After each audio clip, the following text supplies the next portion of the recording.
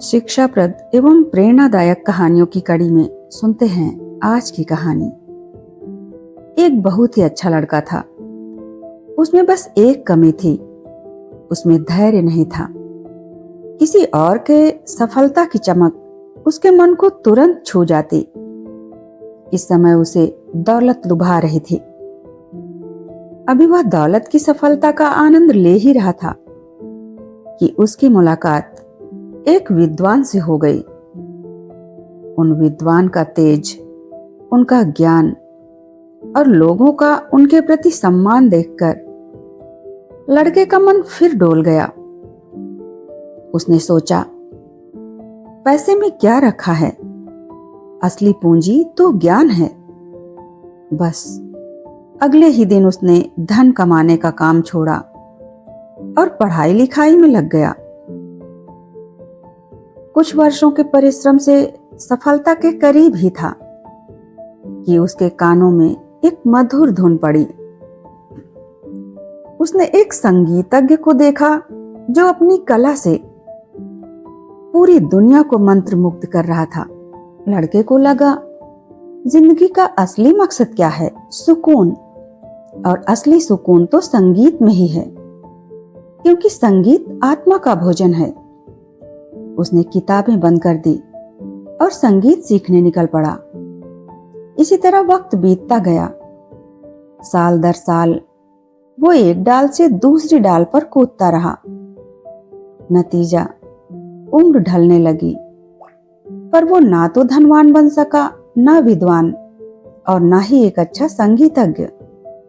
उसके हाथ सिर्फ लगा खालीपन और गहरा दुख। एक दिन वो हताश होकर एक महात्मा के चरणों में गिर पड़ा और उन्हें अपनी व्यथा कह सुनाई। महात्मा मुस्कुराए और बड़े प्यार से बोले, बेटा, यह दुनिया फिसलन भरी है। चमक से भरे रास्ते, सब तरफ आकर्षण ही आकर्षण। मन बार बार भटकता है। तुम जहां भी जाओगे, कोई ना कोई नया रास्ता तुम्हें अपनी ओर खींच ही लेगा।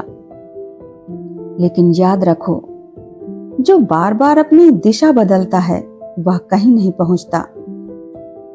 महात्मा ने उसे जीवन का सबसे बड़ा सूत्र दिया, एक लक्ष्य चुनो और अपनी पूरी आत्मा उसमें डाल दो।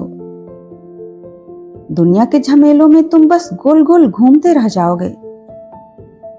लड़के को उस महात्मा की बात समझ आ गई।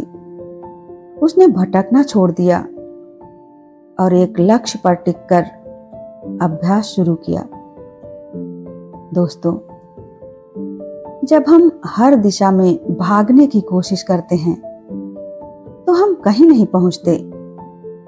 लेकिन जब हम अपनी पूरी ऊर्जा एक ही केंद्र पर टिका देते हैं तो सफलता खुद ब खुद हमारे कदम चूमती है।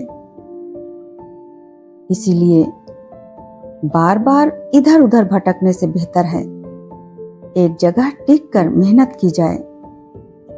अपनी एकाग्रता को अपनी शक्ति बनाइए, क्योंकि बिखरी हुई किरणें उजाला तो कर सकती हैं, लेकिन कागज को जलाने के लिए उन्हें एक लेंस के जरिए एक बिंदु पर रुकना ही पड़ता है। धन्यवाद।